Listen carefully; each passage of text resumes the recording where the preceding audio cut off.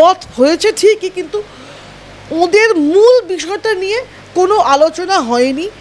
কিছু অদল বদল যে রদবদল হয়েছেও সেক্ষেত্রে কিন্তু আমরা দেখতে পাচ্ছি যাদের বিরুদ্ধে অভিযোগ তাদের প্রাইস পোস্টিং করে দেওয়া হয়েছে। এদের তো মূল লড়াইটা ছিল এই সব বিষয়গুলোর পর, যে অসুবিধাগুলো, যে থ্রেট কালচার, ট্রান্সফার করে দেবো, হ্যানা হবে, এটা করা যাবে না, এইগুলির বিরুদ্ধে। এগুলির তো কোনো সুরাহা হয়নি।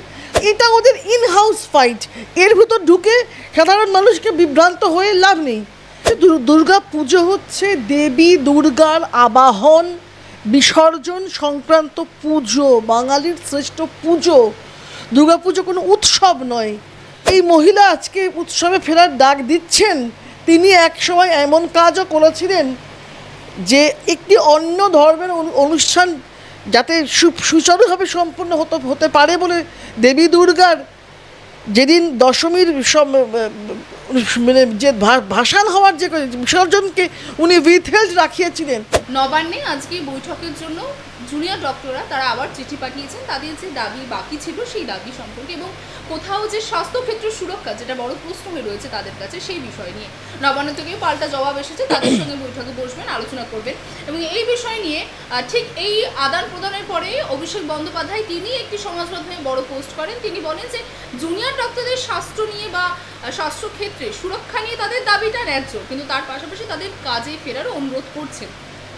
প্রথম আমি ডাক্তারদের বিষয়টাতে আসি। ডাক্তাররা যে দাবিটা ওদের মূল যে লড়াই এতদিনের 37-38 দিনের যে লড়াই, সেটা কিন্তু মূল ছিল থ্রেট কালচারের বিরুদ্ধে।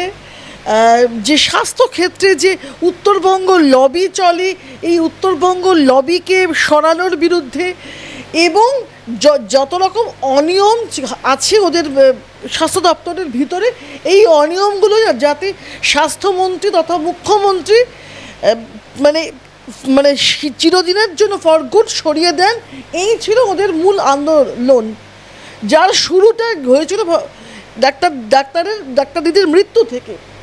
এবার যেখান থেকে ওরা আন্দোলনটাকে এখনও মানে ফর দ্য টাইম বিং ওরা হয়তো কাজে ফিরছে বা একটা পোর্শন কাজ করছে, একটা পোর্শন আন্দোলনে আছে। এটার মূলটা হচ্ছে যে আলোচনাটা একেবারে স্ট্যাগনেন্ট হয়েছিল, সেই আলোচনাটা একটা পথ হয়েছে ঠিকই, কিন্তু ওদের মূল বিষয়টা নিয়ে কোনো আলোচনা হয়নি।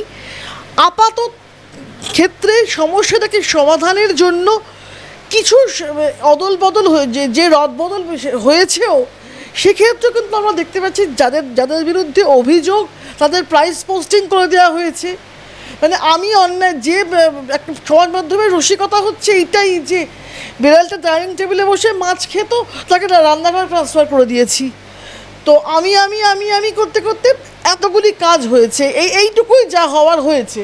মানে পদত্যাগের দাবি ছিল, পদ থেকে সরানো তো হয়নি, মানে সময়ের আগে প্রমোশন হয়ে গেল।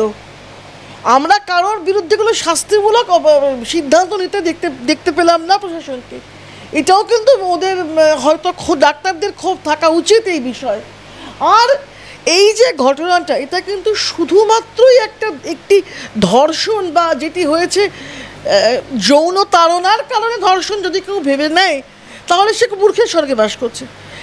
আজকেও মানে কালকেও এই বিষয়টাতে যে রিপোর্ট জমা দিয়েছে সিবিআই, সেখানেও গণধর্ষণ হয়েছে কিনা সেই বিষয়ে ওদের মনে সন্দেহ হয়েছে। বরং খুনের আগে অনেকজন লোক মিলে ভদ্রমহিলাকে যে অত্যাচার করে খুন করা হয়েছে, এবং তিনি যে কাজের জায়গায় অসুবিধায় ছিলেন, তার কাছে টাকা চাওয়া হয়েছিল হায়ার স্টাডির জন্য বা তাকে হায়ার স্টাডি পারসিউ করার জন্য, এই সংক্রান্ত কাগজপত্র তার পরিবার থেকে তার বাবা সুপ্রিম কোর্টের কাছে পাঠিয়েছেন তার লয়ার দিয়ে, এবং সিবিআইকেও দেওয়া হয়েছে। এটা হচ্ছে আনুষঙ্গিক অংশ এটা। তা এদের তো মূল লড়াইটা ছিল এই সব বিষয়গুলোর পর, যে অসুবিধাগুলো, যে থ্রেট কালচার, ট্রান্সফার করে দেবো, হ্যানা হবে, এটা করা যাবে না, এইগুলির বিরুদ্ধে। এগুলির তো কোনো সুরাহা হয়নি। তাই সেই বিষয়ে আলোচনা তো এরা চাইতেই পারেন, এবং আমরাও চাই এটার একটা সুরাহা হোক, দীর্ঘমেয়াদী সুরাহা হোক, এই সমস্যাগুলি কমুক। এবার অভিষেক বন্দ্যোপাধ্যায়ের বিষয়ে আসি। এটা হচ্ছে ইন হাউস লড়াই। আমরা অতীতেও দেখেছি কালীঘাট একটু ফাঁপড়ে পড়লে ক্যামাক স্ট্রিট একটু মজা দেখে, আবার ক্যামাক স্ট্রিট একটু ফাঁপড়ে পড়লে কালীঘাট তখন মাথা চাড়া দেয়, এই দেখুন আমি ভোট জিতিয়ে দিলাম, আমি কেবল লক্ষ্মীর ভাণ্ডার করে ভোটটা জিতিয়ে দিলাম। তা এটা ওদের ইন হাউস ফাইট, এর ভিতর ঢুকে সাধারণ মানুষকে বিভ্রান্ত হয়ে লাভ নেই। তবে হ্যাঁ, যদি ডাক্তাররা একটা পোর্শন কাজে ফেরেন, একটা পোর্শন আন্দোলনটা চালিয়ে যান, এভাবে যদি করেন, দেশের সাধারণ মানুষ, গরিব মানুষ যারা একদমই সরকারি পরিষেবার উপর নির্ভর করে, তাদের একটু সুরাহা হয়, এইটুকু বলা যায়। তবে আমাদের পূর্ণ সমর্থন আছে এই আন্দোলনের ওপরে। তবে শেষ কথা একটা ডাক্তারদের ক্ষেত্রে বলা, যে যদি আপনি বিপদে পড়েছেন, আপনার সমস্যা হয়েছে, যে কেউ আপনার সমব্যথী হতেই পারে, কারণ আমার বাড়িতে যদি কেউ মারা যায়, তখন যে কোনো মানুষই আমাদের সঙ্গে দেখা করতে আসে। আমরা কি কেউ আমাদের বেশি পছন্দের লোক হবে, কেউ আমাদের অপছন্দের লোক হবে, কেউ কম পছন্দেরও লোক হবে, কিন্তু কাউকে গো ব্যাক বলাটা কি কোনো আন্দোলনের অংশ হতে পারে? আপনারা কি চাইছেন যে জুনিয়র ডক্টররা এখন তারা কর্মবিরতিটা তুলে নিক বা কাজে ফিরুক আস্তে আস্তে? আমি পুরো তুলে নেওয়ার পক্ষপাতী নয়। একটা পোর্শন আন্দোলনটা করুক, এটা আমার ব্যক্তিগত অভিমত। একটা পোর্শন কিছুটা কাজ করুক, তা না হলে আমাদের দেশের গরিব মানুষদের কথা ভেবে ওরা যদি এই বিষয়টাকে ভাবেন, তাও এটাকে আমি ওদেরই ভাবনার হাতে ছেড়ে দিচ্ছি, কারণ মূল কাজটা, মূল অসুবিধাটা, মূল সমস্যাটা ওদেরকেই ফেস করতে হয়। আর এই যে থ্রেট কালচার বা উত্তরবঙ্গ লবিটবি আর শ্যামাপদ দাস ইত্যাদি চরিত্রগুলো লোপ পেলে আমার মনে হয়, আর এবং ওখানে জাল ওষুধের কারবারও তো হয়, সব বিষয়গুলো যদি লোপ পায়, একটা সুস্থ পরিবেশ পেলে, কারণ 11-12 পাশ করা বাচ্চারা তো ওইখানে পড়তে যায়, তারা একটা সুস্থ পরিবেশ পেলে তবেই না বাবা মারা, যারা অভিভাবক রয়েছে, তারাও একটু নিশ্চিন্ত বোধ করতে পারেন। আচ্ছা, আজকে 9ই আগস্টের ঘটনা ঘটে আজকে প্রায় 1.5 মাসের কাছে সময় পার হয়েছে, সিবিআইয়ের হাতে কেস রয়েছে, এখনো পর্যন্ত সেই রাতে কে ছিল সেই বিষয় নিয়ে এখনো সন্দেহ কাটছে না। ফুটেজে আবার নতুন করে সিবিআইয়ের হাতে ফুটেজ আসছে, সেই ফুটেজে দেখা যাচ্ছে সন্দেহভাজন কিছু লোককে আরও বেশি দেখা যাচ্ছে, কিন্তু তারা কারা তাদের বিরুদ্ধে এখনো পর্যন্ত কিছু জানা যায়নি। তারা বলছে যে হাসপাতালের সিসিটিভি ফুটেজে তাতে অভিযুক্ত ছাড়াও আরও কয়েকজনকে দেখা গেছে। মঙ্গলবার শিয়ালদা আদালতে এই কথা সিবিআই জানিয়েছে। মানে আর কতদিন অপেক্ষা করবে যে কারা কারা অভিযুক্ত আছে তাদেরকে এখনো পর্যন্ত খুঁজে বার করা যাচ্ছে না? এটা সিবিআইকে যদি আমি আর কি সিবিআইয়ের পাশে দাঁড়াবো, এর কারণটা হচ্ছে আমরা তো জানি, এটা আমরা আপামর বাঙালি, সারা ভারতবর্ষ, সারা পৃথিবী জেনে গিয়েছে যে প্লেস অফ অকারেন্স বা যে জায়গাটা ঘটনাটা ঘটেছিল, কোন স্থলের চরিত্র বদল হয়েছে, এটা সুপ্রিম কোর্টের মাধ্যমে সবাই জানে। তো যে বিষয় চরিত্র বদল হয়েছে, অর্ধেক সিসিটিভি ফুটেজকে অভিজিৎ মণ্ডল ওসি সাহেব নষ্ট করে ফেলেছে, তার মধ্যে থেকে কোনো রকম সহায়তা মাথায় রাখতে হবে যে সিবিআই এই রাজ্যে তাদের কোনো দপ্তর সেই অর্থে কিন্তু হয় না, তাদেরকে পুলিশের কিছু সহায়তার প্রয়োজন পড়ে, যে কোনো তদন্তই প্রমাণ সাপেক্ষ হতে হবে।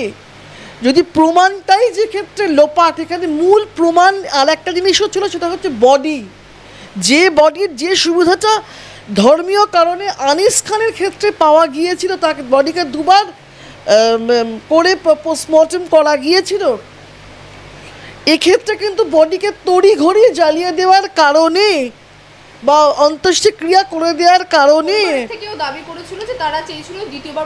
হ্যাঁ, এবং সত্যি, এবং আমরা সবাই যে আইনটা জানতাম, অনেকে যারা জানতেন না তারাও জেনে গিয়েছেন যে একটা নির্দিষ্ট সময়ের পরে, 4টের পরে যে পোস্টমর্টম হয় না, সেক্ষেত্রে বিশেষ ক্ষেত্রে পোস্টমর্টম হয়। তো বিশেষ ক্ষেত্র ক্রিয়েট করার তো প্রয়োজন ছিল না সেক্ষেত্রে। এবং আমরা এটাও জানতে পেরেছি, সংবাদ মাধ্যম থেকেই জানতে পেরেছি, তদন্তেই উঠে এসেছে যে ওই সংশ্লিষ্ট হাসপাতালেই বডিকে 24 ঘন্টা সংরক্ষণ করবার মানে পরিবেশ আছে, পরিকাঠামো আছে। তৎসত্ত্বেও যখন তড়িঘড়ি কোনো রকমভাবে যদি কৌস্তভ বাগচি, সজল ঘোষ, অগ্নিমিত্রা পলেরা পৌঁছতে না পারতেন, তাহলে নিশ্চিত আমরা যে এই ঘটনার কোনোদিন সাধারণ মানুষের চোখে উঠেই আসতো না। এরকম আরও কত কত ঘটনা ঘটছে যেগুলো সব জায়গায় তো ওরা পৌঁছতে পারছেন না বা পারছেন, সেগুলো তো আমার তো ভয় লাগছে যে এইটা তো প্রথম ঘটনা নাও হতে পারে। আচ্ছা, এই মুহূর্তে একটা আরো বড় প্রশ্ন হয়ে দাঁড়াচ্ছে এই বিষয়টি যে সামনেই দুর্গাপুজো আছে, বাঙালির শ্রেষ্ঠ উৎসব আমরা জানি, এবং সোমবারে জুনিয়র ডাক্তারের সঙ্গে বৈঠকে মুখ্যমন্ত্রী সেদিনও বলেছেন যে যেমন একদিকে যেমন তাদেরকে কাজে ফেরার জন্য অনুরোধ করেছেন, অন্যদিকে সাধারণ মানুষকেও একদম উৎসবে ফেরার জন্য আবারও তিনি বলেছেন। তো আপনার এই বিষয়ে কি মত, যে মানে কোথাও দেখতে গেলে যে বহু পরিবার আছে তাদের আর্থিক উপার্জন এই পুজোর সঙ্গেও জড়িয়ে আছে, কিন্তু একদিকে বিচারটাও দরকার, মানে কিভাবে দেখছেন এই বিষয়টি? প্রথম কথা হচ্ছে দুর্গা পুজো হচ্ছে দেবী দুর্গার আবাহন বিসর্জন সংক্রান্ত পুজো, বাঙালির শ্রেষ্ঠ পুজো। দুর্গা পুজো কোনো উৎসব নয়, শুধুমাত্র দুর্গাপূজা মা ওর সামনে কার্নিভালে হাঁটতে হবে বলে বা চলতে হবে বলে যে ঠাকুরকে দুর্গাপূজার ব্যবস্থা করা হয়, যে উৎসব নাম দেওয়া হয়েছে, এটা পুজো, খুব গুরুত্বপূর্ণ অংশ হিন্দু ধর্মের। এটা মা দেবী দুর্গার অকাল বোধন হয়েছিল, সেই অকাল বোধনের পুজো, এটা কোনো উৎসব নয়। এবং যেই মহিলা আজকে উৎসবে ফেরার ডাক দিচ্ছেন, তিনি একসময় এমন কাজও করেছিলেন যে একটি অন্য ধর্মের অনুষ্ঠান যাতে সুচারুভাবে সম্পন্ন হতে পারে বলে দেবী দুর্গার যেদিন দশমীর মানে যে ভাসান হওয়ার যে বিসর্জনকে উনি উইথহেল্ড রাখিয়েছিলেন, যেটা ধর্মবিরোধী। যারা রাখেন সেটা আলাদা বিষয়, যে উনি বা সকলকে বাধ্য করেছিলেন সেই দিনের যে দশমী বিহিত যে ভাসান বা বিসর্জন, সেটাকে উইথহেল্ড রাখিয়েছিলেন, বাধ্য করেছিলেন সেই দিন সেই অনাচারটা করতে। অর্থাৎ ওর মুখে ওর কথায় দুর্গাপুজো উৎসব হয়ে উঠবে, এটা আমরা মানছি না, প্রথম কথা। দ্বিতীয়ত হচ্ছে যে কোনো কিছু অনুষ্ঠান ঘিরেই কিছু মানুষের রুজিরুটি হয়, সেটা দুর্গাপুজোও হতে পারে, ঈদও হতে পারে, বড়দিনও হতে পারে। কিন্তু আজকে আমার বাড়িতে যদি আমার কোনো পরিবারের মানুষের বিয়োগ হয়, সেই দিন সেই পরিবারটা তো উৎসব থেকে দূরেই থাকে, বা তখন এক বছর আমাদের হিন্দু ধর্মের নিয়ম অনুযায়ী কালা শৌচ চলে, সেই বাড়িতে পূজা অর্চনা হতে পারে না।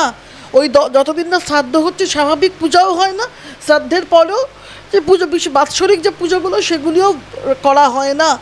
তো এহেন অবস্থায় তো সেক্ষেত্রেও কিছু আর্থিক ক্ষতি কোনো কোনো পরিবারের হয়ে থাকে। তো সবাই, প্রতিটি মানুষ যাদের আর্থিক ক্ষতি হবে, তারাও কিন্তু জাস্টিস ফর আরজি কর বলে তারাও কিন্তু পথে আছেন। এই ক্ষতিটা হবে জেনে, এই ক্ষতিটা হবে মেনেই। যে ভুলটা এই মহিলাকে বিশ্বাস করে যে ভুলটা রিজওয়ানুর ক্ষেত্রে বাঙালি করেছিল, আমার মনে হয় না সেই ভুলটা ডাক্তার দিদির ক্ষেত্রে করা উচিত হবে। রিজওয়ানুর পরিবারকে তিনি রাজনৈতিক পদ বা পাবলিক রিপ্রেজেন্টেটিভ বানিয়ে যে ঘুষটা দিয়ে এখন তারা আর ইনসাফের কথা বলে না। যে মুখ বন্ধর কাজটা করেছিলেন সেটা এক্ষেত্রে হবে না। তাই উৎসব বললেও উনি চাইলেও সুইচ অফ সুইচ অনের মতো বাঙালির উৎসব মুড অন হয়ে যাবে, এটা যদি উনি ভাবেন তাহলে উনি মূর্খের স্বর্গে বাস করছেন। উনি আসলে না কি হচ্ছে আমি মজাটা বুঝিয়ে দিচ্ছি। বারংবার 200 টাকা, 500 টাকা, 1000 টাকা অমুক শ্রী তমুক শ্রী বিশ্রী কুশ্রী করে মানুষকে ঠকাতে না একটা অভ্যাসের মধ্যে এসে গেছে। বুঝি মানুষেরা শিক্ষার দীক্ষার রুচি কালচার কিছুই বাঙালির অবশিষ্ট নেই, যা বাকি বকেয়া আছে সব আমি টাকা দিয়ে কিনে নেব। তাই পুজোর নামে 1085 মা সেজে উনি সকলকে কোট আনকোট উৎসব অর্থাৎ তালবস্যওয়ালা যে সব সে তাতে ফেরার যে আহ্বান, তাকে মানুষ সেই আহ্বানকে মানুষ ফুৎকারে উড়িয়ে দিচ্ছে। বাংলা হাটের আরো খবর দেখতে নজর রাখুন। বাংলা খবর মানেই বাংলা হাট।